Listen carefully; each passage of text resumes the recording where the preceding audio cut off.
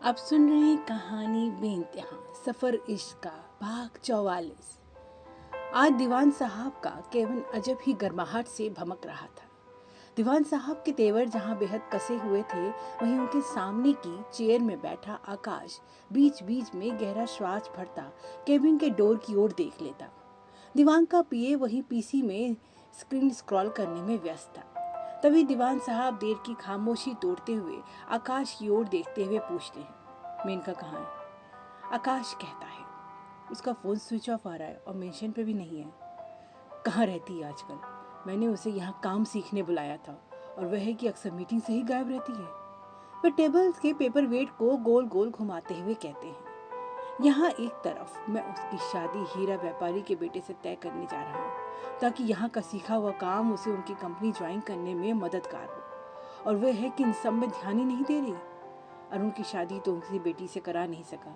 अब अगर ये शादी हो जाएगी तो हमारे शेयर की मार्केट वैल्यू एकदम से हाई हो जाएगी। ओके डैड, मैं बात करता हूँ उससे।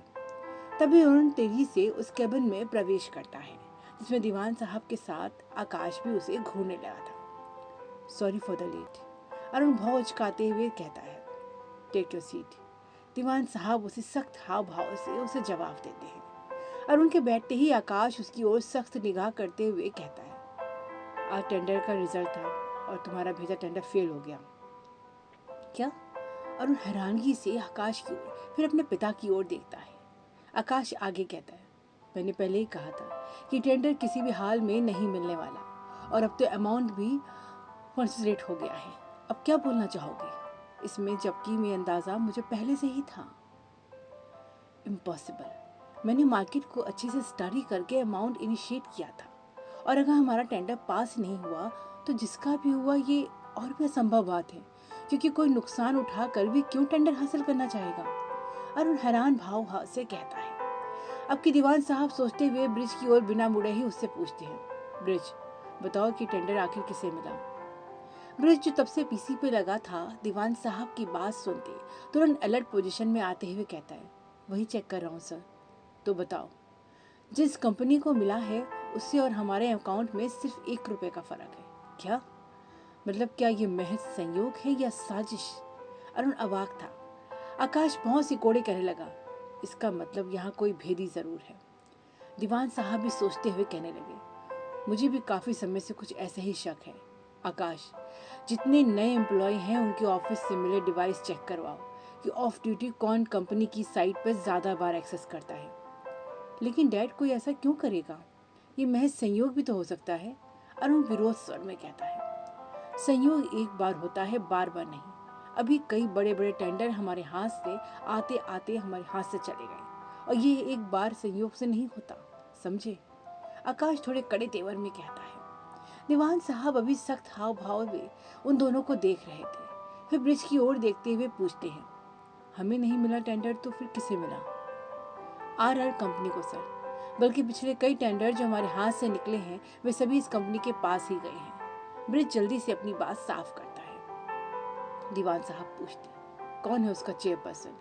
उससे मेरी मीटिंग के लिए संपर्क करो। इस तरह एक ही मार्केट में डर्टी कंपटीशन बिल्कुल नैतिक नहीं। सबको मार्केट में बराबर का हक है। सर, पिछली बार भी ऐसा हुआ था, तब मैंने मीटिंग की कोशिश की थी, पर उनकी ओर से कोई अप्रूवल नहीं मिला। ब्रिज हिचकते हुए कहता है। आखिर वह है कौन? आकाश तेजी से पूछता है। रंजीत राय। ब्रिज के कहते केबिन में सब यूं चुप हो गए जैसे सबको सांप सूंघ गया हो। दीवान साहब को नाम सुनते समझते देर नहीं लगी वे किस रंजीत राय की बात कर रहा है। सेठ धनपत राय के बेटे से। वे अनजान नहीं थे। वहीं अरुण भी हैरान था। उसे पता था ये वर्तिका के बड़े भाई हैं, पर उसकी कंपनी से इस तरह की कोई मतलब क्या वर्तिका के कारण ही तो नहीं? वह ये प्रश्न अपने मन में खंगालता रहा। आकाश भी इस नाम के पीछे की साजिश को समझने अपने मन में उसकी वजह खंगालने लगा। पिछली रात को ही तो कोई नई बात उसे स्टेला से पता चली थी। क्या इन सब के पीछे क्या कारण भूमि है?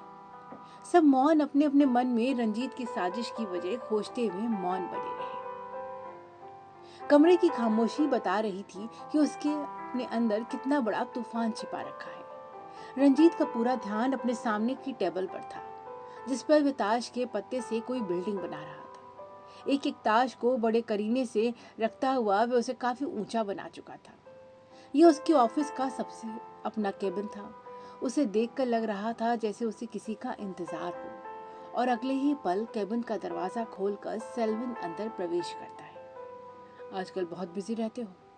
बिना सेल्विन की ओर देखे रंजीत एक आखिरी ताश का पत्ता बड़ी सावधानी से उसके ऊपर रखते हुए कहता है। इसे सेल्विन हिचकते हुए उसके सामने खड़ा होता हुआ कहने लगा, रंजीत साहब, मैं आपके फ़ोन करके तुरंत निकल ही गया था, लेकिन फिर ट्रैफिक में फंस गया। अगली कंसाइनमेंट का क्या अपडेट है? अभी तक वो बिल्कुल टाइम पर है, और अगर कुछ चेंज होगा तो मैं आपको उसकी अपडेट दे दूंगा। सेल्विन अभी भी खड़ा था। अब रंजीत उसकी ओर गौर से देखता हुआ कहता है, इसमें कोई चेंज नहीं होना चाहिए। डिस्पैच बिल्कुल सही समय पे हो, इस बात का तो बिल्कुल ध्यान रखो। सर, आजकल पुलिस की गश्त बहुत बढ़ गई है। ऊपर से गुजरात की गवर्नमेंट शराबबंदी पे कुछ ज़्यादा ही सीरियस हो रही है, इसलिए अगला कंसाइनमेंट सूरत में ना होकर कांडला में बुक किया है, और वो हमारा इलाका नहीं है, इसलिए थोड़ा टाइम लग सकता है। पर मेरे पास टाइम नहीं है, मुझे उसका बड़ा अमाउंट जल्दी चाहिए, समझ गए ना? जी, कहता हुआ सेल्वन खड़ा रहा और उसे लगा रंजीत आगे कुछ कहेगा। एक क्षण की चुप्पी के बाद रंजीत आगे कहता है, विवेक की अपडेट मुझे दो, क्योंकि मुझे उस पर बिल्कुल भरोसा नहीं है। जी बिल्कुल, सब जल्दी करो, क्योंकि अब वक्त आ गया है सब हैंड डिक्लेयर कर इस गेम को मैं ओवर कर सकूं। तभी एक नॉक के साथ एक अन्य व्यक्ति अंदर प्रवेश करता है। एक वह शख्स सूटेड बूटेड था, जो देखने से ही उसके ऑफिस का ही कोई कर्मी लग रहा था। उसके अंदर आते रंजीत सेल्वन को जाने का संकेत कर देता है। सेल्वन के जाते वह शख्स रंजीत के सामने खड़ा होता हुआ कहता है, सर, मैंने अनरिकग्नाइज्ड डिपेट अकाउंट से दीवान एंटरप्राइजेस के 30% शेयर खरीद लिए हैं। इसे 70% तक ले जाओ। रंजीत ताश के सबसे नीचे के पत्ते को ठीक करता हुआ कहता है, लेकिन सर, इतने बड़े अमाउंट पर हमारी कंपनी बहुत रिस्क में आ जाएगी। रिस्क इनिशिएट हो चुका है, बस जो कहता हूँ वो करते जाओ। ओके, कहता हुआ वे भी केबिन से बाहर निकल जाता है। उन दोनों के जाते अब केबिन में रंजीत अकेला था, और उसका सारा ध्यान उन ताश की बिल्डिंग पर था, जिसका अगले आखिरी पत्ता वे ठीक करता हुआ खुद से बातें कर रहा था। बहुत समय से जिस दिन का मुझे इंतजार था, वो दिन जल्दी ही आने वाला है। तुमसे टक्कर लेने के लिए मुझे तैयारी में जरा ज्यादा ही समय लग गया, जिससे तुम्हारा हिसाब मुझ पर बहुत बकाया होता जा रहा है। अब जल्दी ही इसे सूद समेत मैं वापस करने वाला हूँ। बहुत लंबा इंतजार किया है मैंने इस दिन का। आखिर तुम्ही ने तो कहा था कि जंगल में जब एक पेड़ बड़ा होता है तो बाकी के पौधों को उसके लिए छोटा होना पड़ता है, पर इस बार मैं तुम्हें उसका मौका भी नहीं दूंगा दीवान। दांत पीछे कहता हुआ रंजीत उस ताश की बिल्डिंग का सबसे नीचे का पत्ता एक झटके से खींच लेता है, जिससे सारे ताश हवा में लहराते हुए इधर उधर बिखर जाते हैं, जिन्हें देर तक एकटक रंजीत घूरता रहता है। मौसम कुछ ऐसा था कि गार्डन में बस गुलाब ही गुलाब खिले नजर आ रहे थे, वो भी कई रंगों के। उजला दिन की फुर्सत में वही घूमती उन गुलाबों को निहारती मन ही मन कह रही थी, क्या सृष्टि की अद्भुत रचना है। फूलों में राजा कहलाने योग्य ही गुलाब, रंग, खुशबू, नजाकत, लहजा, बेजोड़ सौंदर्य, सभी कुछ तो ईश्वर ने उसे दिया है। वे शाम की आरती के समय के लिए गुलाब तोड़कर रख लेगी, और उसके आने से पहले पूरे मंदिर को गुलाब से सजा देगी। उफ, ये कांटे क्यों बनाए भगवान ने। मन ही मन कहती वे फूल तोड़ते हुए कांटों से अपनी चुभी उंगली अपने होठों के बीच दबाती हुई उदास हो जाती है। धूप से बचने वे फूल जल्दी जल्दी तोड़ना चाहती थी, लेकिन उसमें कांटे भी थे, इससे वे कैंची से उनके लंबे लंबे तने सहित तोड़कर रख लेती है। शाम होते होते मंदिर के अंदर वे सारे गुलाब डंडी से अलग करती फूलों से मंदिर सजा देती है, तो बाकी की माला बनाने लगती है। अब बस उसे अरुण के आने का इंतजार था। वे मंदिर के कोने में बैठी माला बना रही थी। जितना इंतजार उजला को था, शायद उतना ही इंतजार अरुण को भी रहा होगा। आज ऑफिस के भूचाल के बाद भी वे अपने निर्धारित समय पे ही वापस लौट आया। उसका लहजा बता रहा था कि उसे भी इसी पल का शिद्दत से इंतजार होगा। वे मंदिर में आ रहा था, और उजला माला बनाती बनाती बार बार दरवाजे की ओर अपनी इंतजार करती नजरें दौड़ा लेती। आखिर आहट हुई, और उसके आने का उसे आभास हुआ। अरुण मंदिर से प्रवेश करने से पहले ही मंदिर का बदला हुआ नजारा देखता है, वहीं देहरी में जमा रह जाता है। उजला ने वाकई काफी मेहनत से मंदिर को सजाया था। सारी सजावट गुलाबों से की गई थी। रंग बिरंगे गुलाब मंदिर की सफेद दीवार में सितारों से दमक रहे थे। पर एक बात थी जो शायद न उजला जानती थी, और उस पल अरुण भी भूल बैठा और मंदिर के अंदर आ गया। वे अब उन गुलाबों के बीच था। उजला मुस्कुरा कर उसकी ओर देखती ही और कि अरुण को छींक आ जाती है। एक, फिर दो, ऐसा करते लगातार उसे छींकें आने लगती हैं। इससे पहले कि उजला कुछ समझती, अरुण को बेहिसाब छींकें आने लगती हैं। अरुण भी परेशान होता लगातार छींके जा रहा था। उसकी परेशानी जब तक उजला समझ पाती, हरमन काका तेजी से उन मंदिर की ओर आते, एक नजर मंदिर की सजावट की ओर तो दूसरी नजर अरुण पर दौड़ाते हैं। अरुण अभी भी लगातार छींक रहा था और इससे उसकी हालत हाल से बेहाल हुई जा रही थी। इसके बीच काका जल्दी से अरुण के पास आते, उसे संभालते हुए उजला से कहने लगते, अरे बिटिया, तुम्हें ये क्या कर दियो? तुमको शायद ये मालूम नहीं कि बिटुआ को गुलाबों से एलर्जी है। अब यूं ही देर तक हालत खराब रहेगी। उजला को जो ही ये बात समझ आई, उसके चेहरे पर गुलाबी रंगत एकदम से स्याह हो उठी। क्या गलती हुई उससे, यह वह जाकर उसे समझ आया। एक तरफ अरुण बेतहाशा चीख रहा था, वह उजला हाथों में गुलाब की माला लिए बुत बनी रह गई। अगले ही पल खुद को होश में लाती, जाने क्या सोच, वे जल्दी जल्दी सारे गुलाब समेटने लगी। ऐसा करते उसे होश भी नहीं रहा कि वे गुलाबों के साथ साथ उनकी डंडी भी हटाने लगती है। वे सारे गुलाब समेटती हुई उन्हें एक ओर की ओर सरकाने लगी थी। इससे उसे ख्याल भी नहीं रहा कि उन गुलाबों की कांटों से उसकी हथेली से खून रिसने लगा है। लेकिन इससे बेखबर वे सारे गुलाब समेटने में लगी थी। अरुण का ध्यान उसकी तरफ नहीं था। वे तो खुद ही बेहाल होता अब मंदिर से निकलने लगा था। तभी काका का ध्यान उजला पर गया तो वे जोर से बोल उठे, ये क्या बिटिया, खून बह रहा है। लगता है गुलाब के कांटों से तुम्हारी हथेली छिल गई। रुको, मैं रुई लाता हूँ। कहते हुए तुरंत मंदिर से बाहर निकल गए। काका बाहर चले गए, पर अरुण बाहर निकलते निकलते ठहर गया। वे समझ गया कि उजला से नादानी हो गई और उसी ग्लानि में अब वह खुद को भी चोटिल कर रही है। उजला अभी भी बेतहाशा गुलाब हटा रही थी, जिससे उसे रोकने अरुण वापस मंदिर में अंदर आता, उसे रुकने को बोलना चाहता था। पर अपनी हालत से न अरुण बोल सका, न उजला ने ही अरुण की ओर देखा, जिससे अरुण तेजी से उसकी ओर आता, उसका हाथ पकड़ उसे रोक लेता है। एक ऐसा पल जब उस स्पर्श ने उन्हें फिर से बुत बना दिया। उजला पलट कर उसकी ओर देखती रह गई और अरुण उसकी हथेली थामे वहीं खड़ा रह गया। आखिर क्या था उस स्पर्श में? कोई लुप्त नदी का एहसास, या कोई अनजानी लहर जिसकी धमक से उसका समस्त अस्तित्व ही हिलकर रह गया? अरुण उसकी खून से रिश्ती हथेली पकड़े खड़ा था। उजला भी बिना प्रतिकार किए बुत बनी रह गई। पर एक बात और थी जिस पर दोनों का ध्यान ही नहीं गया कि अब अरुण की छींकें आनी बंद हो चुकी थी। दोनों एक दूसरे का हाथ पकड़े खड़े थे, या यूं कहें कि एक दूसरे के स्पर्श से अपना होशो हवास ही खो बैठे थे। अरुण की एक टक नजर उजला पर ठहरी रह गई थी। क्या था वो एहसास जो सीधा उसके दिल में उतरता जा रहा था? क्या चुंबकीय आकर्षण है जो उसे उसकी ओर खींचे ले जा रहा था? क्यों उन गहरी आंखों में अपना समस्त अस्तित्व डुबो देने का दिल हो रहा था उसका? कोई बेचैनी थी जो उसकी पनाह में जाने को तड़प उठी थी। वे एक कदम और उसकी ओर बढ़ाना चाहता था, लेकिन उसी पल अपनी शादी और फिर किरण का ख्याल उसके दिमाग में सनसनी सा दौड़ जाता है, और उसके पल ही वे उजला से 2 कदम पीछे हो जाता है। उजला भले जानती थी कि अरुण उसके लिए कौन है, इससे उसके लिए भी उस पल के खिंचाव और आकर्षण से बचना लगभग नामुमकिन सा था। लेकिन फिर इसी के साथ उसे अपना असल अस्तित्व का ख्याल हुआ है। वह जानती थी कि जो हाथ उसे थामे हुए हैं वे उजला के हाथ हैं, ना कि किरण के। क्या वे उसके सच के साथ अरुण के सामने आ सकती है? इस सवाल का उत्तर उसका मन ना ही उसे देता है। इससे वे उस पल उजला का मन पूरी तरह से तड़प उठा। आखिर वह भी उसी आंखों में किरण के लिए नफरत नहीं दिखना चाहती थी? ये सोचती हुए नजरें झुकाए 2 कदम पीछे हो जाती है। अगले ही पल दोनों विपरीत दिशा की ओर चले जाते हैं। अरुण मंदिर की प्रतिमा की ओर चल दिया था तो उजला मंदिर से बाहर निकल गई।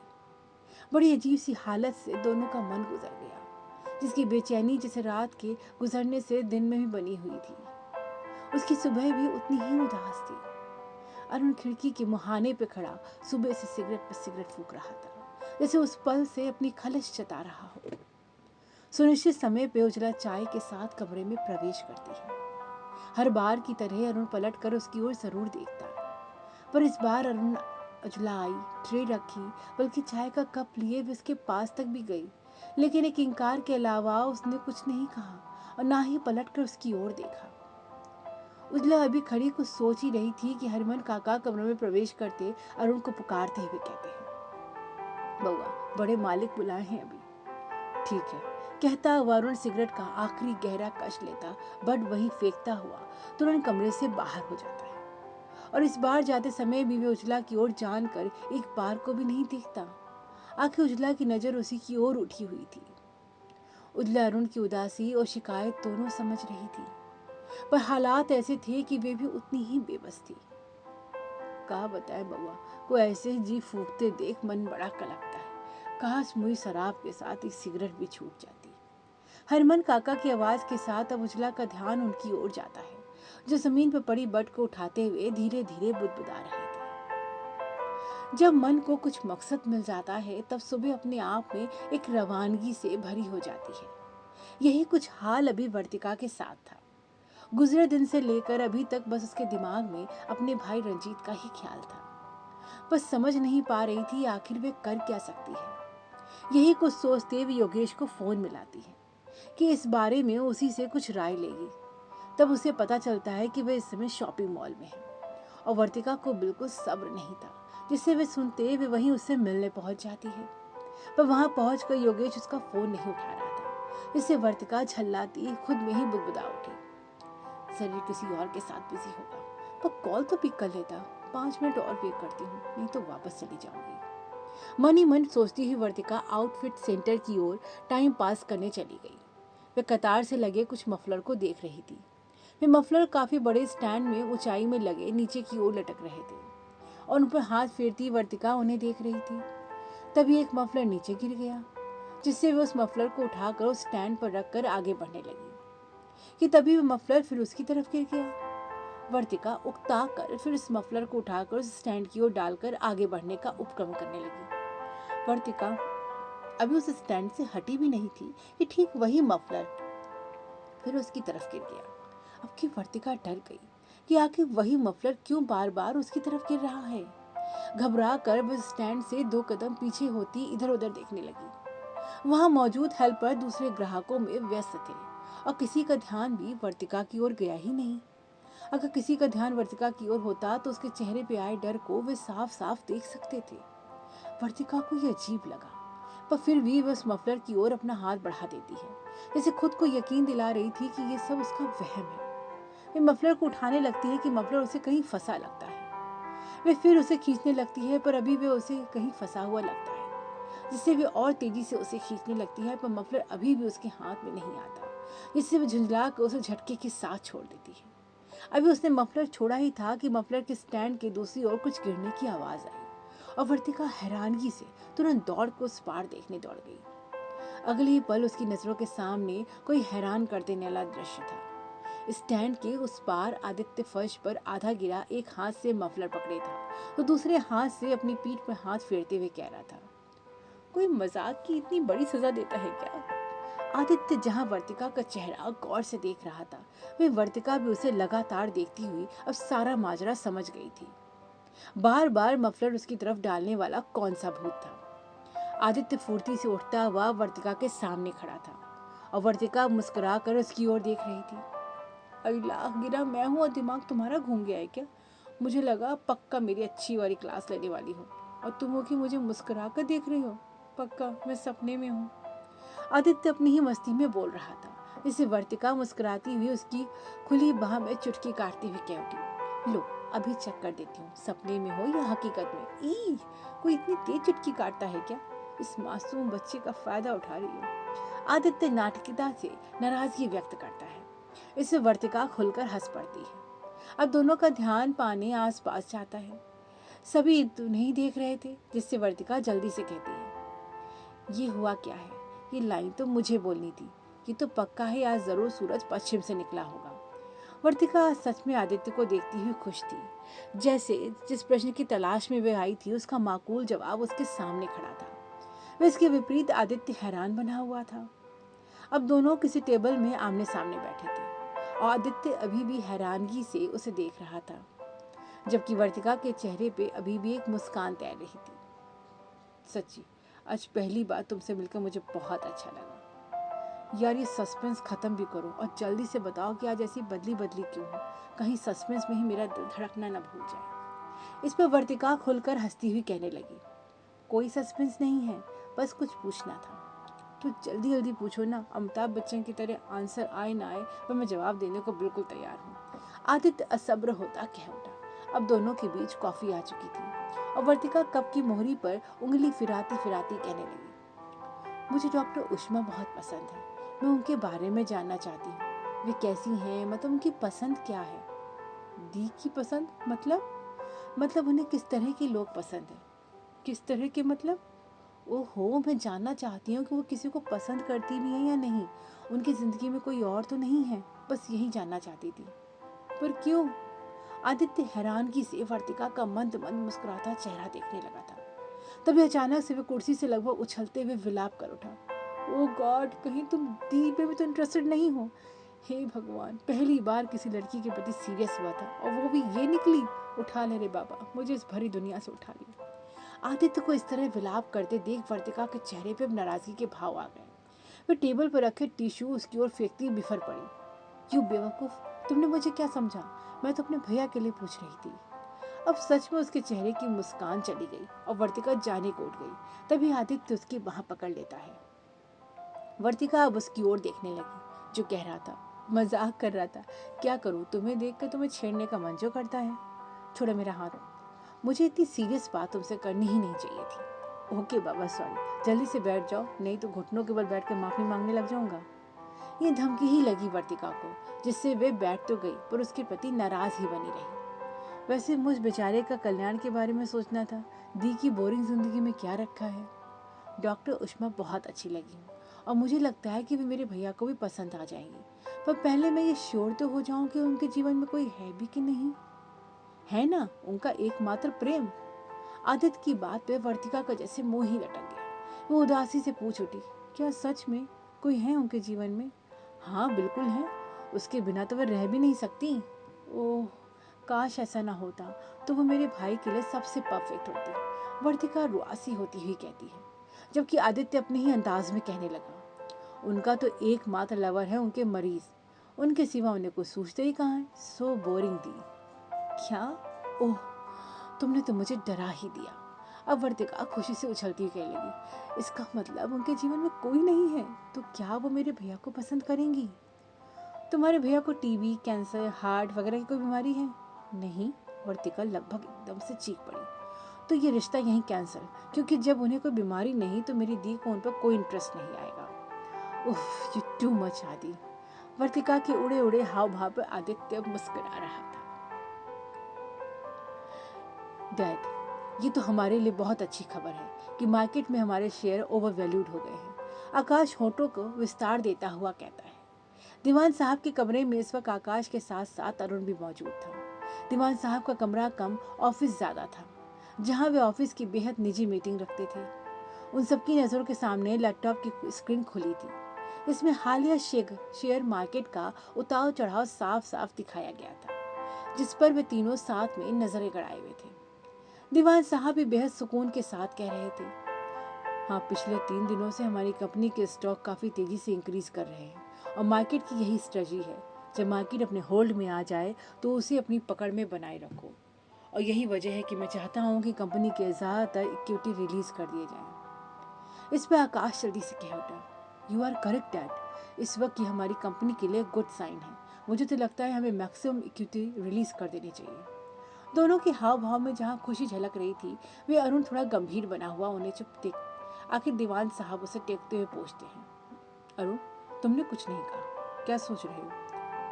डैड, मुझे ये सब ठीक नहीं लग रहा। अरुण की बात पर दोनों के हाव भाव में अचंभा नजर आने लगा। आकाश थोड़ा नाराजगी से बोल उठा, कहना क्या चाहते हो, साफ साफ बोलो। अरुण अब एक सरसरी दृष्टि से अपने पिता और भाई को देखता हुआ स्क्रीन की ओर इशारा करता हुआ कहने लगा, लगातार पिछले 3 बड़े टेंडर हमारे हाथ से निकल गए और जब मार्केट में बड़ी रसूख रखते थे, फिर भी अचानक से हमारी कंपनी के शेयर ग्रो करने लगे, जबकि इसके प्रभाव में इक्विटी रेट डाउन होना चाहिए था। क्या ये महज संयोग है या कहीं कोई स्टॉक मैनिपुलेशन तो नहीं कर रहा? क्या बकवास। आकाश तेजी से अरुण पर गरजने वाला था, वो उसे बीच में ही टोकते हुए दीवान साहब अरुण से कहने लगे, अरुण, अपनी बात को हवा में नहीं प्रूफ के साथ कहो, क्योंकि जो तुम कहना चाह रहे हो वैसा मुझे तो कुछ नहीं दिख रहा। डैड, स्टॉक तब ग्रो करते हैं जब उनकी सप्लाई कम पर डिमांड ज़्यादा हो। अभी अचानक से ऐसा क्या हुआ कि हमारी कंपनी के स्टॉक की डिमांड बढ़ गई? क्या आपको ये अजीब नहीं लगता कि अचानक से हमारी कंपनी के शेयर डाउन होते होते इंक्रीज होने लगे? कहीं ऐसा तो नहीं कि डिमांड को मैनिपुलेट किया गया हो? अरुण की बात पर जहां दीवान साहब चुप थे, वहीं आकाश फिर गरज पड़ा, अरुण, तुम्हें अभी मार्केट का अंदाजा नहीं। जुमा जुमा 4 दिन हुए तुमने बिजनेस हैंडल किया है, इसलिए तुम्हें नहीं पता कि इस तरह की सिचुएशन कई बार आती है। भले ही अभी हमारे साथ में कई टेंडर निकल गए हों, लेकिन दीवान से एक ब्रांड है और कम मार्केट पर अभी भी हमारा वर्चस्व कायम है, और यह स्टॉक डिमांड यही शो करती है।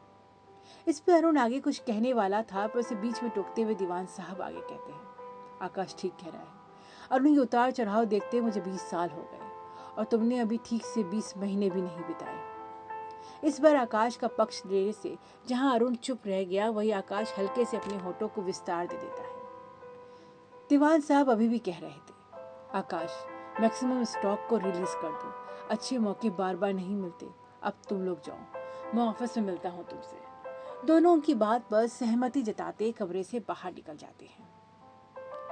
कोरियर वाले से कोरियर लेकर सेल्वन रंजीत के पास आ जाता है। वह उसे अलट पलट कर देख रहा था। उसे ऐसा करते देख रंजीत पूछता है, कौन था? कोई कोरियर है आपके लिए, पर भेजने वाले का कुछ पता नहीं है, लेकिन ऊपर अर्जेंट लिखा है, खोलो उसे। रंजीत, जो अपने लिविंग रूम में बैठा टैब की स्क्रीन में कुछ देख रहा था और बिना सेल्वन की ओर देखे उसे कोरियर खोलने को कहता है। सेल्वन उस पैकेट को खोलता है जिसमें से कोई कागज निकलता है। सेल्वन उस चीज को बिना देखे ही रंजीत की ओर बढ़ाते हुए कहता है, रंजीत साहब, शायद इसमें कुछ तस्वीर जैसा है। सेल्वन उस कागज को उसकी ओर बढ़ा देता है, जिसे लेता हुआ रंजीत देखता है कि कागज में लिपटा हुआ सच में कुछ था। वह उसे खोलकर ज्यों ही देखता है, उसके चेहरे का रंग ही उड़ जाता है। वह कुछ देर तक उस तस्वीर को घूरता रहा। सेल्वन हैरान उसकी नजरों को देखता उससे पूछता है, पर रंजीत उसकी बात का कोई जवाब नहीं देता, बल्कि कागज को पलट कर देखता हुआ उसमें लिखा नंबर डायल करने लगता है। 2-3 रिंग के बाद ही फोन रिसीव कर लिया जाता है। उस पार स्टेला थी, जो शायद इस फोन के इंतजार में ही थी और बेहद इत्मीनान से कह रही थी, उफ, इस आवाज को सुनने के लिए मुझे कितनी मेहनत करनी पड़ी, लेकिन मानना पड़ेगा, एक तस्वीर ने वो कर दिखाया जो किसी और बात से मुमकिन नहीं था। आखिर रंजीत राय को पत्रकार स्टेला से बात करनी ही पड़ी। क्या चाहती हो? अपनी चाहत इतनी दूरी से कैसे बताऊं? मुलाकात हो तो सब बता दूंगी। शाम को ऑफिस में आ जाओ। शाम को तो बहुत समय है और मुझे नहीं लगता कि मैं इतना इंतजार कर पाऊंगी। मेरा कास्ट शुरू होने वाला है ठीक 30 मिनट बाद, तो बस 20 मिनट है मेरे पास, और इस वक्त मैं होटल स्पार्क के रूम नंबर 2010 में हूँ। जहाँ एक और अपनी बात कहती स्टेला खनक रही थी, वहीं रंजीत का जबड़ा गुस्से से कसा जा रहा था। वह कॉल डिस्कनेक्ट करता तुरंत उठकर बाहर चलने लगता है।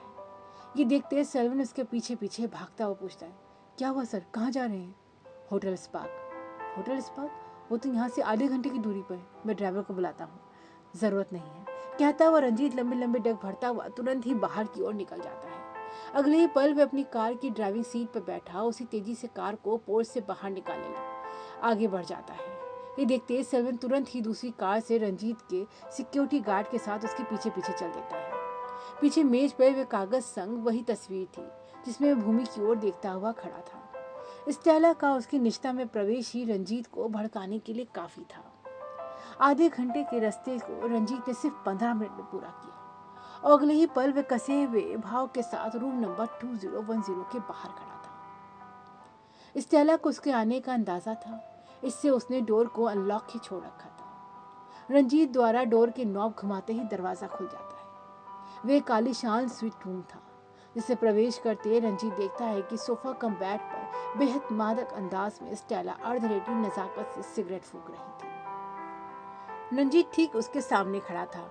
एक पल को उसे ऊपर से नीचे देखती हुई सिगरेट को एस्ट्रे में दबाती हुई कह उठी, ओह माय माय, असल आग तो यहाँ लगी हुई है। मुझे पता नहीं था कि अंधेरे में फेंका तीर भी ठीक निशाने में लग जाएगा। जहाँ स्टेला मादकता से मुस्कुरा रही थी, वहीं उसके सामने खड़ा रंजीत का चेहरा तना हुआ था। मिस्टर रंजीत, वही मैं कहूँ कि इतना हैंडसम और रिच व्यक्ति अकेला कैसे रह सकता है? आखिर कुछ तो कारण होना चाहिए ना इसका। क्या चाहती हो वो बोलो। उफ, इतने प्यार से पूछोगे तो दिल ही दे बैठूंगी। वैसे आपके नज़दीक आने भर से ही सब कुछ मिल जाएगा मुझे।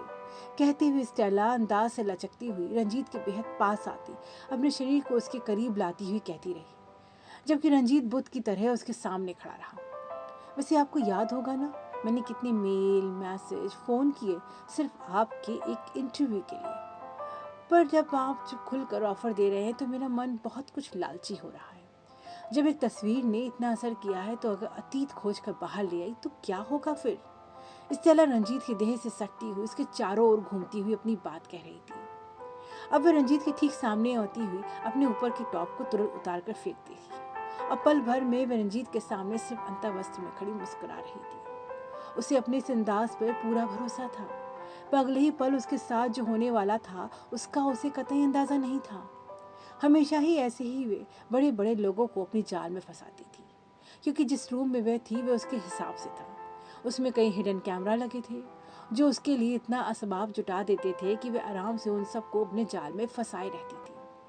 वह अपने लचकते खुले बदन के साथ रंजीत के सामने खड़ी मुस्कुरा रही थी कि उसे अंदाजा भी नहीं था इसके जवाब में रंजीत ये भी कर सकता है। वातावरण में चटाक की आवाज गूंजती है और स्टेला कटी पतंग की तरह लहराती हुई जमीन में गिर पड़ती है। जमीन पर गिरने से ज्यादा इस अपमान से उसका चेहरा बुरी तरह से तमतमा गया था। वे गाल सहलाती हुई विभरती रंजीत की ओर देखती रह गई। आखिर ऐसा उसके साथ पहली बार हुआ कि किसी मर्द ने उसका खुला निमंत्रण अस्वीकार कर दिया हो। रंजीत तने हाव भाव के साथ कह रहा था कि तमाचा मैंने तुम्हें इसलिए नहीं मारा कि तुमने अपनी सीमा रेखा पार की, बल्कि तमाचा तुम्हें इसलिए पड़ा कि तुमने मेरी मर्जी के बिना मेरी सरहद को छूने की कोशिश की, और ये हिमाकत अब दोबारा से कभी मत करना। कसे हुए जबड़े से रंजीत उसे घूरता हुआ वापस दरवाजे की ओर मुड़ने लगता है। उसे जाता देख स्टेला जिस अपमान से बुरी तरह से तिलमिला गई थी उसे देखती हुई चीख पड़ी, और जो तुमने किया है उसे मैं तुम्हें भूलने नहीं दूंगी।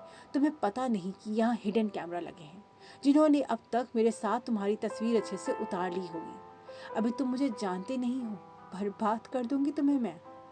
इस पर रंजीत हंसी उड़ाने के अंदाज में उसकी तरफ देखता हुआ रुककर सिगरेट सुलगाने लगता है। स्टेला उसे ऐसा करते हैरानगी से देख रही थी, जबकि रंजीत इत्मीनान से सिगरेट सुलगाते हुए उसके गहरे गहरे दो कश लेता हुआ अगले पल उसका सुलगता सिरा फायर स्प्रिंकलर सिस्टम को छुआ देता है, जिसके अगले ही पल वो एक्टिवेट होता कमरे में पानी की बौछार करने लगता है। पल में कमरे में लगे फायर सिस्टम एक्टिवेट हो जाते हैं, जिसके अगले पल में ही कमरा चारों ओर से भीग जाता है। पानी की बौछार स्टेला की ओर भी आती है, जिसे वे अपनी जगह पर चीखती हुई लगभग उछल ही पड़ी थी।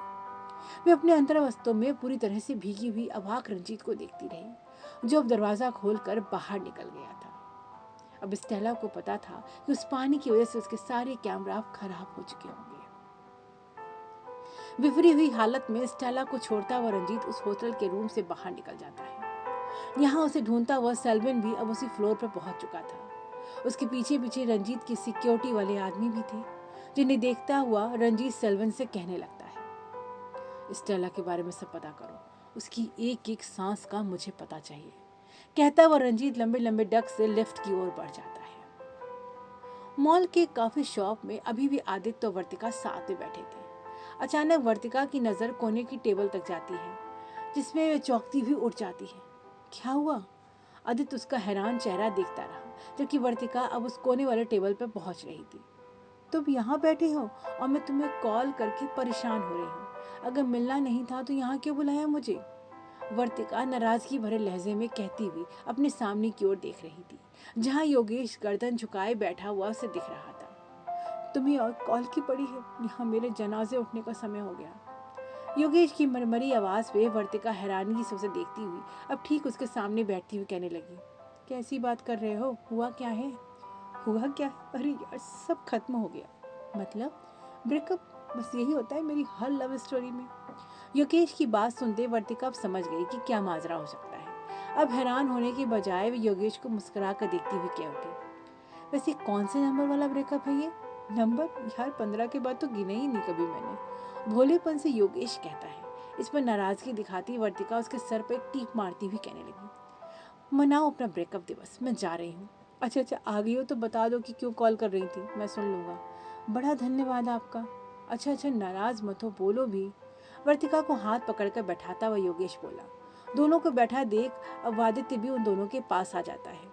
आदित्य को देखते योगेश उससे हाथ मिलाते हुए उसे बैठने का संकेत देता है। यार सस्पेंस में ही मार दोगी क्या, बोलो भी। डॉक्टर उष्मा के बारे में पूछना था तुमसे। वैसे क्या नापसंद ना पसंद है उनकी, मुझे बस उनके बारे में सब जानना था। इतना इंटरेस्टेड क्यों हो तुम उष्मा पर? कहीं योगेश अवाक हाव भाव के साथ कहता रहा। यार मतलब तुम्हें लड़कियों में इंटरेस्टेड है? योगेश की बात पर वर्तिका होंठ सिकोड़ती हुई नारागी से बोल उठी, हे ये तुम भी शुरू हो गए। इस बात पर आदित्य बिना आवाज के हंसने लगा था। तंग हो गई हूँ तुम लोगों के मजाक से। आदित्य को हंसते देख योगेश हंसते हुए आपस में हाई फाई करने लगते हैं। ओके, तुम दोनों अपनी जुगलबंदी करो, मैं चली। अरे अरे यार, जस्ट किडिंग, बैठो ना यार। वर्तिका आखिर नाराजगी भरे लहजे से वे बैठ जाती है। वैसे ये तो बताओ, इस भरी दुनिया में ऊष्मा को उसके मरीजों के अलावा कोई और उसे ढूंढता है तो फिर तुम उसे क्यों ढूंढ रही हो? योगेश के पूछते वर्तिका कहती, अपने भैया के लिए, गब्बर सिंह के लिए। वो मेरे भैया हैं, समझे? अरे यार, बेचारी की लाइफ में वैसे भी कोई लव स्टोरी नहीं। अगर तुम्हारे भैया से मिल गई तो उसका तो प्यार से परिचय ही नहीं होगा। So sad. मेरे भैया ऐसे नहीं हैं, मुझे यकीन है वो दोनों दूसरों को ज़रूर पसंद करेंगे। I hope so. वैसे अब तुम आदि से मिल गई हो तो वही तुम्हें इस मामले में हेल्प कर देगा। योगेश की बात पर आदित्य अपनी आंखों में चमक समेटता हुआ कहने लगा, मैं तुमकी मदद को हरदम तैयार बैठा हूँ, बस ये राजी हूँ तब ना। आदित्य की मुस्कान और वर्तिका की नाराजगी के भाव पर योगेश हंसते हुए कहने लगा, चलो तुम दोनों की प्रॉब्लम का सलूशन तुम दोनों के पास है, तो मैं चला। जाकर 2-4 मरीजों को इंजेक्शन ठोकूंगा तो थोड़ा मेरे कलेजे को ठंडक मिलेगी। फिर से लटके हुए मुंह के साथ कहता हुआ योगेश उठकर चल दिया। अब बस आदित्य वर्तिका ही शेष रह गए थे। हाँ तो बताइए, क्या हेल्प कर सकता हूँ आपकी? क्या तुम उनकी मुलाकात का कोई जुगाड़ लगा सकते हो? हाँ कर तो सकता हूँ, पर क्या? अब इतना बड़ा काम करूँगा तो कुछ कमीशन तो बनता है ना अपना। मुझे क्या मिलेगा इससे? आदित्य के चेहरे पे हमेशा वाली शरारती मुस्कान थिरक रही थी। ये देख अब की वर्तिका के होंठ भी शर्मा उठी। वह जबरन होंठ सिकोड़ती हुई कहने लगी, हो सकता है इससे मैं खुश हो जाऊं तो तुम्हारे साथ डेट पर जाने को राजी हो जाऊं। क्या सच्ची? मुझी? वो तो समझो बस हो गई मुलाकात। इस पर दोनों साथ में मुस्कुराते हुए बाहर की ओर निकलने लगते हैं। आज शाम को ऑफिस से अरुण तो जल्दी ही आ गया था। अब वह अपने कमरे की ओर बढ़ रहा था। उसके कमरे का दरवाजा आधा खुला हुआ था। उसे अंदर किसी की मौजूदगी नजर आने लगी थी, जिससे वह कमरे की ओर चुपचाप बढ़ने लगा था। उजला को एहसास भी नहीं था कि अरुण आज जल्दी आ जाएगा, जिससे वह उसके आने से पहले कमरे को सहेज रही थी। उसकी वार्डरोब खोले बड़े खड़ी सामान सही से सहेजने लगने लगी थी। उसकी शर्ट को टांगते टांगते खुद से ही मुस्कुराती हुई कभी उसकी कमीज को अपने सीने से लगा लेती तो कभी उसकी आस्तीन को होठों पर लगाकर शर्मा लेती। अरुण चुपचाप उसे ऐसा करता देख दरवाजे की ओट लिए खड़ा था। वार्डरोब सहेज कर अब वह साइड टेबल पर रखे फोटो फ्रेम को दोनों हाथ के बीच लिए उसकी तस्वीर को लगातार देखती रही। वह तस्वीर अरुण की ही थी। वह महज तस्वीर थी, पर उसे देखती हुई उजला यूं शर्मा रही थी मानो उसके सामने ही साक्षात खड़ा हो। ये सब औचक अरुण देखता रहा। आखिर कुछ समय बाद वह उसके कदम थोड़ा पीछे लेता आहट करते हुए कमरे की ओर बढ़ने लगता है। वह जानकर आहट करता है जिससे उजला संभलती हुई तुरंत ही कमरे से निकलने लगती है। ये कमरे से निकलती हुई एक नजर उसकी ओर करती भी है, पर अरुण जानकर उसे देखकर भी अनदेखा करता हुआ कमरे में आ जाता है। उजला को अजीब तो लगता है, क्योंकि मंदिर वाले दिन के बाद से अरुण अब उसकी ओर देखता भी नहीं था। उजला चुपचाप बाहर निकल जाती है। उसे पता था अरुण को इस वक्त सबसे पहले चाय चाहिए होती थी, फिर वह मंदिर जाता था। इसके वे तुरंत ही रसोई की ओर चली जाती है। पर उसे क्या पता था कि जब तक वो चाय लाएगी तब तक अरुण मंदिर में दिया बाती कर आएगा। उसने इस बार उजला का इंतजार भी नहीं किया।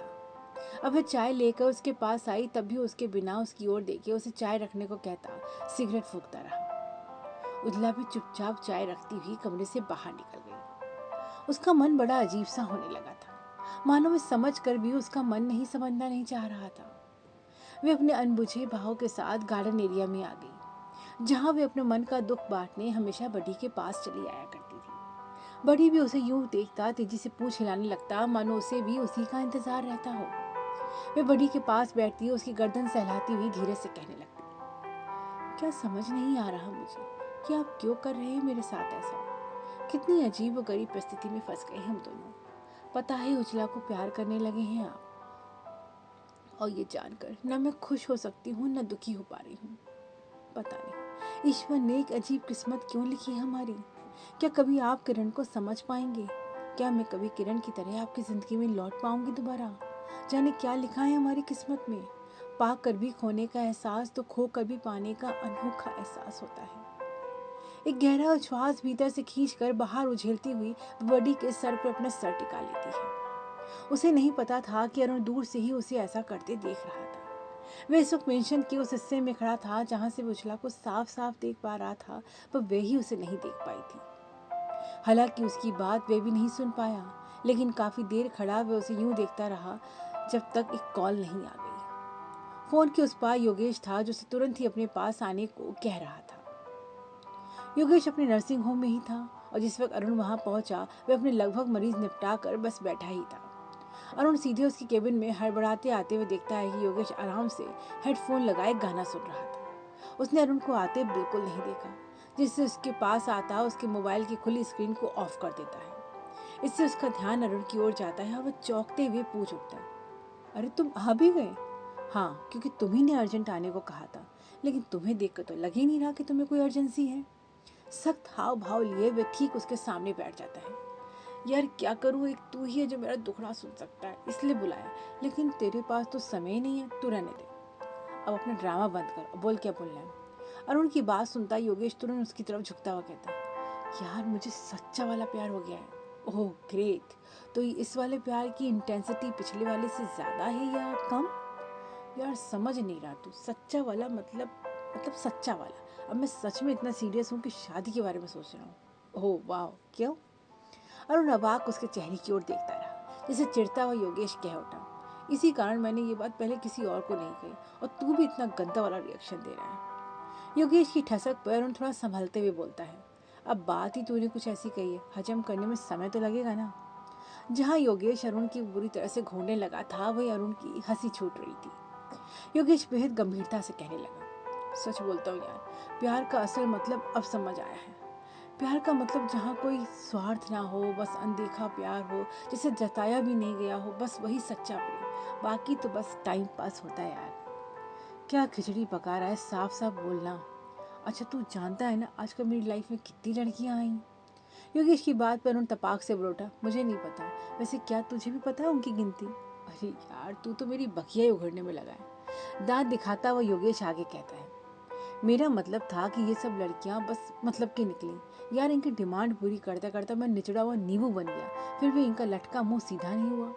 आज तो वो टीना बस मेरे मरीजों के सामने ही शुरू होने वाली थी, वो तो कहो नैना ने जाने कैसे सब संभाल लिया। नहीं तो अपने मरीजों के सामने मुंह दिखाने लायक नहीं बचता। बस यार तभी से रियलाइज हुआ कि सच्चा वाला प्यार तो मेरे आसपास ही था, और एक मैं हूँ कि इधर उधर भागता फिरता हूँ, बिल्कुल कस्तूरी मृग की तरह। योगेश धारा प्रवाह कहता जा रहा था और उसी के साथ अरुण के हाव भाव गंभीर होते जा रहे थे। तुझे पता है ना नैना कितने टाइम से मेरे साथ है? मुझे पता ही नहीं चला कब मेरे क्लिनिक का ध्यान रखती रखती मेरी लाइफ में भी इम्पोर्टेंट रोल अदा करने लगी।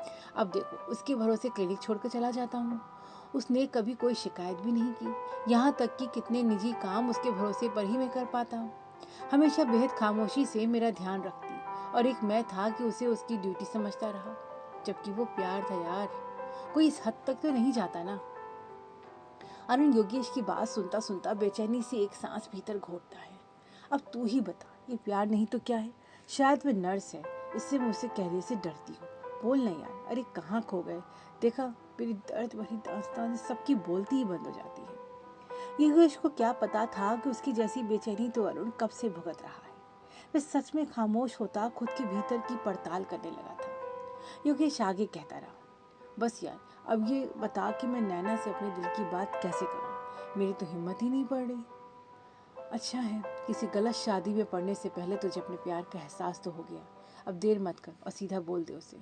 क्या सच्ची? योगेश उमंग से उछलता हुआ बोलता है, जबकि अरुण पूर्ण शांति से हामी में सर हिला देता है। ऑफिस में देर शाम आकाश अपने केबिन में बैठा था और हमेशा की तरह दीपांकर उसे ऑफिस की अपडेट दे रहा था। सर, मुझे इस रूबी का पहले दिन से कोई फेथ नहीं था और देखिए आज सबूत भी मिल गया। उसकी ऑफिस के मोबाइल से ऑफ टाइम में सबसे ज़्यादा बार दीवान कंपनी के ऑफिशियल पोर्टल को एक्सेस किया गया है। इससे ये भी तो हो सकता है कि उसने ऑफिशियल काम के लिए ऐसा किया हो। दीपांकर, इससे कुछ साबित नहीं होगा। ठीक तो मुझे भी नहीं लगती। कहीं मुझसे रुपए लेने में उसकी अकड़ आ गई थी और उसके बाद खुद ऑफिस ज्वाइन कर लिया। कुछ तो कारण होगा। दीपांकर, तुम उसके डेस्क की तलाशी लो और देखो कोई अनवांटेड चीज़ तो नहीं है। बाकी एक बार उसे मेरे हत्थे चढ़ने दो, उसी दिन उसका सारा गुरूर उतार कर रख दूंगा। सिगरेट एस्ट्रे में मसलते हुए आकाश कहता है, जिसमें हामी भरते हुए दीपांकर तुरंत उठ जाता है।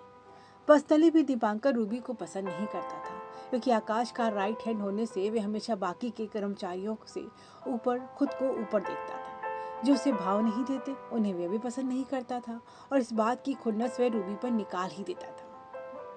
शाम का समय था और लगभग कर्मचारी अपने अपने जाने की तैयारियों में थे। तभी दीपांकर के इशारे पर एक प्यून रूबी की डेस्क की तलाशी ले रहा था। पास ही खड़ी रूबी नजर नीचे किए हथेली मसलती खड़ी थी, क्योंकि उसे उसके लिए शर्मिंदगी का विषय था।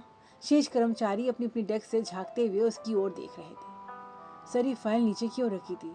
प्यून कहता हुआ कुछ फाइल दीपांकर की ओर बढ़ा देता है, जिन्हें अलट पलट कर देखता हुआ दीपांकर उसे उसकी डेस्क पर रखता हुआ कहता है, कुछ खास नहीं है इनमें। अब जब प्यून तलाशी में काम कर चुका तो रूबी आंखें तरेती हुई दीपांकर को देखती हुई कहती है, वैसे सर आप ढूंढ क्या रहे हैं जो आपको नहीं मिला? दीपांकर तपाक से बोलता है, तुम्हारा सच। कैसा सच? मैंने क्या किया है? वही तो जानना है। रूबी को दीपांकर का ऐसा कहना बुरा लग रहा था, जिससे उसका मन रुआसा उठा। वे भरे मन से कह उठी, क्या जानना है आपको मुझसे? मुझसे पूछिए, लेकिन इस तरह तलाशी लेकर आप साबित क्या करना चाहते हैं? बिना सबूत मुझ पर शक करने की वजह तो बताएं मुझे। वक्त आने दो, सब बता दूंगा, कर्कश भाव से कहता हुआ दीपांकर आगे बढ़ जाता है।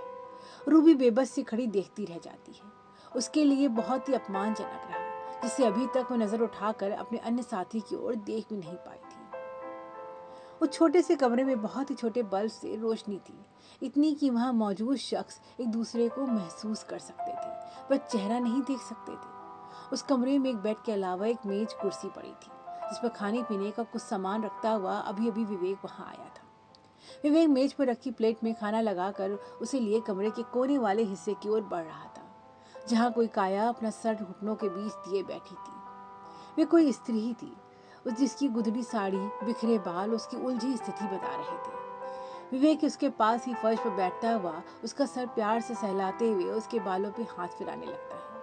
वे अभी भी उसके उलझे बालों को अपनी उंगलियों से सुलझा ही रहा था कि वह स्त्री उसका हाथ झटकती हुई खुद को अपने में समेटती हुई उससे दूर सरक जाती है। इस पर विवेक बड़ी मुश्किल से उसे धीरे धीरे अपनी ओर लाता लाता है। ऐसा करते साथ ही वह अपना चेहरा अपनी आस्तीन से पोंछता जा रहा था। इसका मतलब साफ था कि वह रो रहा था, पर कमरे के अंधेरे उसके आंसू छिपा ले जा रहे थे।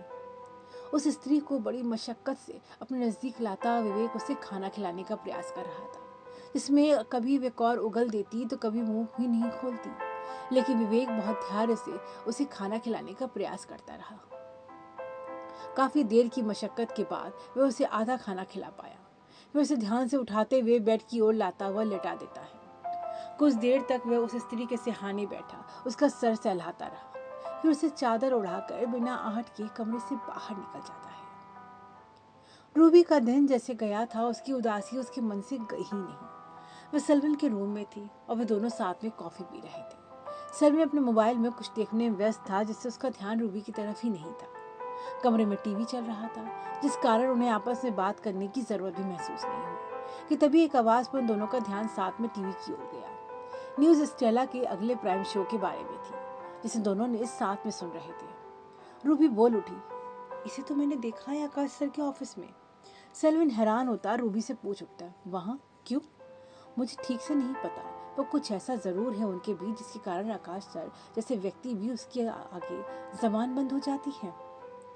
और वो क्या है मुझे क्या पता, और वैसे भी मुझे आकाश सर पे कोई निजी इंटरेस्ट नहीं कि मैं जानूं कि उनकी निजी लाइफ में क्या हो रहा है। Really I hate this person. Selvin अब रूबी के पास आता है, वो उसका हाथ पकड़ता हुआ पूछता है, कोई खास बात है क्या? तुम कुछ आज अपसेट से नजर आ रही हो। इतना भर कहने से रूबी का दर्द उसकी आंखों में झलक आता है। वे अपना सर सेल्विन के कंधे से लगाती हुई कह उठती है, सेल्विन वो बहुत गंदा इंसान है, मुझ पर बुरी नजर रखता है, पर क्या? इतना सुनते सेल्विन झट से रूबी का रुआसा चेहरा अपनी हथेली में लेता पूछता है, तो फिर तुम काम करती ही क्यों हो वहाँ? माँ के इलाज की मजबूरी है, और फिर जब हमारी शादी होगी तो मैं सच में नौकरी छोड़ दूंगी। इस पर चुप होता सेल्विन अपनी नजरें इधर उधर कर लेता है। रूबी कहती रही, मैं तो बस उसी दिन का इंतजार कर रही हूँ जब हमारी अपनी दुनिया होगी, तब मुझे मजबूर नहीं होना पड़ेगा। ऐसा कब होगा सेल्विन? रूबी सेल्विन की ओर देखती रही, जबकि वह जानकर कहीं कॉल करने का नाटक करने लगा था। न्यूज एजेंसी के ऑफिस में एडिटर राव तेज कदमों से चलता हुआ अपने केबिन में आ रहा था। इस वक्त उसके हाव भाव उड़े उड़े बने हुए थे, जबकि भरसक कोशिश में खुद को सामान्य बनाए हुए था, ताकि उसके मीडिया के साथी उसके हाव भाव से उसकी परेशानी ना समझ ले। कई लोग खड़े होकर तो कोई हाथ हिलाकर उसे विश करते हैं, जिसका वह सहजता से उत्तर देकर आगे बढ़ता रहता है। अपने केबिन का डोर तेजी से खोलकर वह अंदर प्रवेश करते हुए केबिन में अपनी नजर फैला देता है। उसकी नजरों की सीध में स्टेला मौजूद थी, जो सोफे पे एक और को सर टिकाए हुए बैठी थी। राव उसके पास आता, उसके बगल में बैठता हुआ थोड़ा उसकी ओर झुकता है और अगले ही पल उसके कंधे पे हाथ रखकर उसे अपनी ओर करता हुआ कहता है, तुम ड्रिंक करके ऑफिस में आई हो? राव की आवाज पर स्टेला उसकी ओर मुड़ती हुई बोली, तुमने मेरा प्राइम शो कैंसिल क्यों किया? स्टेला की आवाज बहकी हुई थी, जिसे साफ साफ पता चल रहा था वे काफी नशे में है। और उसकी ऐसी हालत पर उखड़ते हुए एडिटर बोल उठा, अपनी हालत देखी है तुमने? तुम्हारी हिम्मत कैसे हुई ड्रिंक करके ऑफिस आने की? बात प्राइम की कर रही हो? यहाँ बात करनी तो सही से जा नहीं रही तुमसे। मुझे पता है कि मैं क्या कर रही हूँ। मेरा ब्रॉडकास्ट जारी हो चुका था, फिर तुमने क्यों रोका? वे बुरी तरह से उस पर चीख उठी, तुम मेरा मीडिया हाउस डुबाने में तुली हो। क्या मुझे पता नहीं था तुम आज क्या करने वाली थी? जब मिस्टर रंजीत इंटरव्यू के लिए मना कर चुके हैं तो क्यों उसके बारे में शो करने वाली हो? बार बार जबरन क्यों उसको न्यूज़ में कवर कर रही हो? किया क्या है उसने? एडिटर जिस तेजी से प्रश्न पूछता है, स्टेला उसी तेज तर्ज पर चीख पड़ती, क्योंकि उसने कुछ नहीं किया। ओह, अब की एडिटर स्टेला की बौखलाई हालत पर हल्के से मुस्कुरा दिया। स्टेला रंजीत के नाम पर बुरी तरह से फुंकारती ही बोल उठी थी, अपने आप को वो जो भी समझता है, वो उसे नहीं पता कि स्टेला के चंगुल से निकलना किसी के लिए भी आसान नहीं है। क्यों मिस्टर एडिटर, आपको पता है ना? अब के एडिटर को देखती ही वे अपने होंठों को विस्तार दे देती है, जिससे सच में एडिटर सकपका जाता है। वह भी स्टेला का एक शिकार ही था, जिसे वे स्टेला को ना चाहते हुए भी तल्ख शब्दों से कुछ ना कह सका। वे अंदर ही अंदर भुन रहा था, फिर भी खुद को व्यसंयत करते वे उसे समझाता हुआ कहता है, देखो स्टेला, अभी तुम्हारे पास मिस्टर रंजीत को लेकर कुछ भी ऐसा नहीं है जिससे तुम खबर बढ़ा सको, इसलिए मैंने ये शो रोका है। और तुम कब से कच्चा काम करने लगी? अगर सच में उसे आड़े हाथों लेना है तो खबर तलाशो नहीं, बल्कि बनाओ। और तब मैं क्या, दुनिया तुम्हारा शो देखेगी और हमेशा की तरह टीआरपी तुम ही लूट ले जाओगी। एडिटर की बात पर स्टेला सोचती हुई खामोश हो गई। अपनी बात का असर देख एडिटर आगे कहता है, आज इसलिए मैंने तुम्हारे शो की जगह इंटरनेशनल लाइव न्यूज़ लगा दी है। तुम्हारे पास आज का दिन है, मैं तो कहता हूँ आज तुम आराम करो और कल के शो की तैयारी करो। तैयारी तो मैं ऐसी करूँगी कि रंजीत खुद मेरे पास आएगा और जो मैं चाहती हूँ वो करेगा। गुस्से में जबड़े को कसती हुई स्टेला टेक लेकर उठ जाती है। वो टेबल पर रखे पानी के गिलास को हलक में उतारने के बाद दरवाजे की ओर बढ़ने लगती है। चलती हुई बार बार वह हल्के से लड़खड़ा जाती, लेकिन तुरंत ही खुद को वह संभाल लेती। उसकी बिगड़ी हालत को देखता हुआ एडिटर चुपचाप उसे जाता हुआ देखता रहा, फिर उसके केबिन के बाहर निकलते और उसकी ओर देखते हुए बुरा समूह बनाए उस जगह से उठ जाता है। सेल्विन उस घर के बाहर अपनी बुलेट रोकता है, जहां उसने विवेक के रहने की व्यवस्था की थी। फट से बुलेट स्टैंड पर लगाकर वह उस घर में प्रवेश कर जाता है, और जैसा कि उसे पता लगा था कि विवेक अपने बैग में सामान रख रहा था, सेल्विन तेजी से उसके पास आता, उसका हाथ पकड़कर उसे रोकता हुआ कहता है, ये क्या कर रहे हो? सामान लेकर कहाँ जा रहे हो? क्यों छोड़ रहे हो घर? ठिकाना बदल रहा हूँ अपना बस, विवेक सामान रखता रखता वो कहता है। कोई प्रॉब्लम है इस घर में तो मुझे बताओ, इस तरह से जाने का क्या मतलब? देखो रंजीत साहब ने तुम्हारे लिए ये भिजवाया है, कहता हुआ सेल्विन अपनी शर्ट के अंदर से कुछ गड्डियां निकाल कर उसकी नजरों के सामने रख देता है। विवेक उन गड्डियों को घूरता रहा। सेल्विन उसे ही देख रहा था। उसकी नजर विवेक की अगली प्रतिक्रिया पर थी कि इसके अगले ही पल विवेक उस गड्डी से आधी गड्डी उठाते हुए कहता है, मैं खैरात नहीं लेता। इनमें से वही ले रहा हूँ जितना मैंने काम किया है, कह देना अपने रंजीत साहब से। विवेक, पागल मत बनो, अगले तुम कुछ नहीं कर सकते अकेले, मुझ पर भरोसा करो। भरोसा? भरोसा ही किया था तुम पर, तुम दोस्त बनकर आए थे ना कि, पर क्या किया तुमने? विवेक आक्रोश से उसकी तरफ देखता हुआ कहता है, मैं सिर्फ अब तक उस रंजीत के हाथों की कठपुतली बनकर रह गया हूँ, वो भी तुम्हारी वजह से। नहीं समझ पा रहा हूँ कि क्या करना चाहता था और क्या कर रहा हूँ। अब से मैं वो करूँगा जो मैं करना चाहता हूँ, कहते ही विवेक चलते हुआ पर फिर कुछ याद करते हुए कहता है, और हाँ रूबी, उससे क्या चक्कर है तुम्हारा? क्या मैं जानता नहीं कि दीवांस के किले में घुसने का साधन बना रखा है तुमने उसे? तुम उसे भी धोखा दे रहे हो सेल्वन, तुम्हारी तबीयत ही धोखे वाली है, या यही तुम्हारी रंजीत साहब की वफादारी के काम के अंदर आता है? तो तुम्हें क्या लगता है ये पैसे वाले लोग हम तुम जैसे लोगों पर दया करके हमारे साथ रखते हैं? विवेक, अगर ये मेरा सच है तो एक सच और भी अच्छे से जान लो, पैसा आज की सबसे बड़ी ज़रूरत है। ज़रूरत क्या, अगर मैं कहूँ उसे माँ बाप तो गलत नहीं होगा। तो तुम उसे अपने माँ बाप के साथ रहो, मुझे जाने दो। और कहाँ जाओगे तुम? क्या इतने बड़े लोगों के सामने तो बिना संसाधन के एक पल के भी टिक पाओगे? वो दीवांस हैं। शायद तुम भूल रहे हो, तुम्हारे रंजीत साहब के भेजे आदमी जो नहीं कर पाए वो मैंने अकेले करण के साथ किया, और दीवांस के ऑफिस में भी मैं अपने दम पर घुसा हूँ। तो अपने रंजीत साहब को बता देना कि मुझे चैलेंज तो बिल्कुल ना करें, क्योंकि इस वक्त एक जुनून सवार है मेरे सर पर, जिसके आगे मैं अब खुद की जान की परवाह भी नहीं करता, कहता विवेक अपना बैग लिए निकलने लगा। तो सेल्विन फिर उसे टोकता हुआ कहता है, विवेक, एक बार फिर सोच लो, अब तुम अपने मकसद के बहुत पास हो, और ऐसे समय रंजीत साहब ही तुम्हारे सच्चे मददगार हो सकते हैं।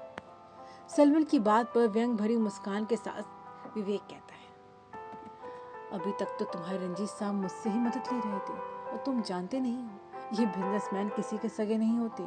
मुझे लगता है किसी दिन जब आपस में मिल जाएंगे तब तुम कहाँ जाओगे सेल्विन? उस दिन तुम्हें भी ये लोग दूध में मक्खी की तरह निकाल फेंकेंगे। अगर फिक्र करनी है तो उस वक्त की करो, चलता हूँ। विवेक अब नहीं रुका, और कमरे में एकांत खड़ा सेल्विन जरूर सोच में घिर गया था। संस्था में कुसुमबेन भुगतान बिल में भूमि के साइन ले रही थी। भूमि उन्हें जब ध्यान से देखने लगती तो कुसुमबेन इधर उधर की बात करके उसका ध्यान भटका कर रसीद के पन्ने सरकाती रहती। ऐसा करते पूरा साइन लेने के बाद कहती है, मैडम जी, आज बगीचे में माली ने बड़ा अच्छा काम किया, आप देखने चलेंगी? ठीक है, आती हूँ थोड़ी देर में। अच्छा जी, कहती हुई कुसुमबेन तुरंत ही फाइल लेकर कमरे से बाहर निकल जाती है। अगले कमरे में राघव जी उसी के आने का इंतजार कर रहा था। उसके ठीक सामने बैठती हुई राहत भरा इतना लंबा श्वास छोड़ती है कि राघव उसे हैरानगी से देखने लगा। अरे क्या भाग के आई हो? बस यही समझ लीजिए राघव जी, मैडम जी ना सच में बहुत डर लगता है। अगर जरा भी हमारा झोल पकड़ा गया ना तो वो हमें भी कल्याण की तरह बाहर का रास्ता दिखा देंगी। कुसुम की बात पर राघव किसी घाक की तरह हंसता हुआ कहता है, कल्याण तो रहा निरा गधा जो अपना कल्याण भी न कर सका, पर हम तो ठहरे मजे हुए खिलाड़ी।